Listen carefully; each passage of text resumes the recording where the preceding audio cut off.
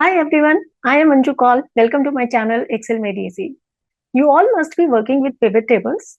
So in today's video, we are going to learn how to make them more interactive with the use of slicers. So I am taking one example where I have given product categories and their order quantity sold. And this is given over here, and you can notice there are a lot of other fields also. That means I might want to see my data on the basis of regions at times. Although you can add region in the inbuilt feature of pivot table, that is filter section, and you can select from here, but this does not give a good interactive view.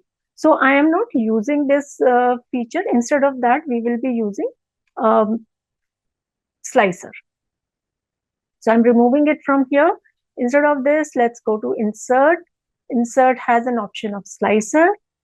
We bind a field with this, that is region, and we click on OK. There are total 5 regions right now. So vertically in one column, all the regions are listed. Instead of giving the view like this, what I can do, I can create a horizontal strip also, which can be displayed just above the pivot table report. So I am changing some settings in the slicers. You will notice that there is a slicer tab on the top once the slicer is selected. So I am selecting columns from here. So currently I am choosing 5 columns. So you can notice that all the columns, all the values are now listed in the 5 column form. Adjusting the size and placing it just above the pivot table. But maybe you might want to change the look and feel of this. I change it to this one. Headings may not be required like this. So what I can do, I can go to slicer settings and uncheck the display header option. What we can do instead of that, we can give our own heading, which is, comfortable for understanding purpose. So I am just adjusting it here, and here I can use the heading the way we want to give it. And maybe we can give a highlight to this. The font color can also be given like this.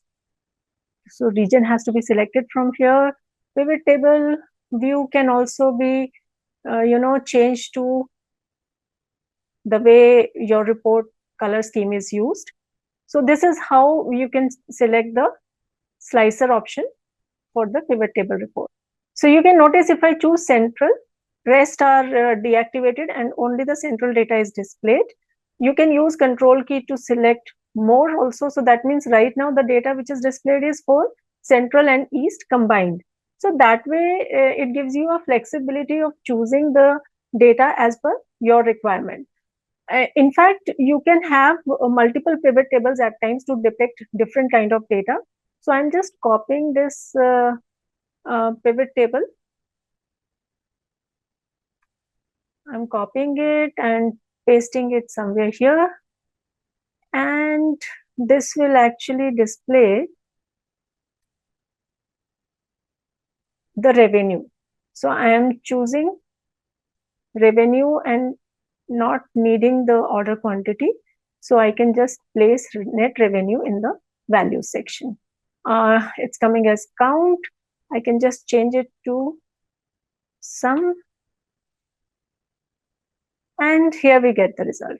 So right now, since we created a copy of the previous table, which was already linked to my slicer, you will notice the second table is automatically linked to the slicer.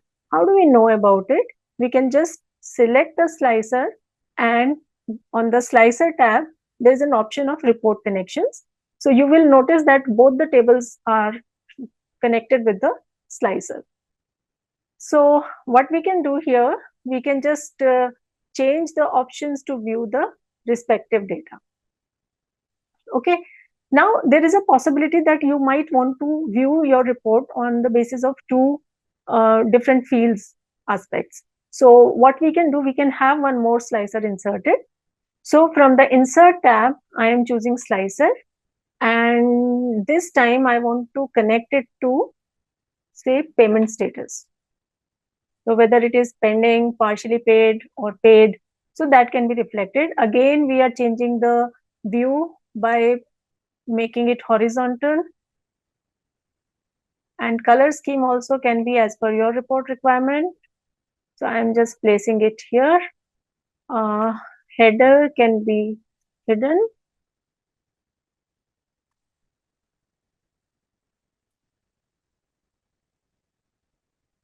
This way. And here I can give one option as payment status. This can carry the same formatting here as region. I'm just using format painter, and here the same status is there. And this slicer also is given the same format as of the previous one. And now you can notice when we choose a particular status, let's say this time I'm choosing the north data. So there is a change which can be reflected. And I change, right now this is 711 and 2,38,000. And then I change the payment status to paid. This data changes, but the sum of order quantity does not change. So what is the reason for that? If you noticed that this slicer was inserted when this second pivot table was selected. So it means the connection has been established only with the second pivot table. So what if you wanted to connect it with the second one also? So I'm selecting the slicer from the slicer tab, report connections. So right now it is only with the pivot table 2. We check pivot table 1 also. And now the connection is established between the two. So either of the slicer you use, you can notice that both the pivot tables are updated. So this way you can give an interactive look to your pivot tables. In fact, even if the charts which are added, those will be, because they will be the pivot chart, so that will also be reflected, the changes that you update through the slicers. So I am inserting one chart for the sum of order quantity, let it be column chart. And this is here. You can change the chart look, place it near the pivot table. We can give a different color to it. So I have changed the color as per the report requirement. And then again for the second one also, we insert a pivot chart. Here, let's say I choose the area chart. Redefine the color scheme and all.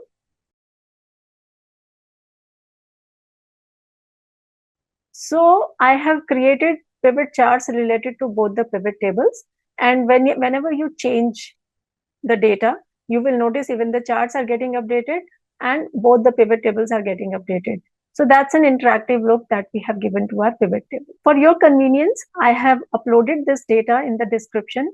There is a link. You can copy and paste that data into your worksheet for the practice purpose. Hope you like this video. See you in the next one.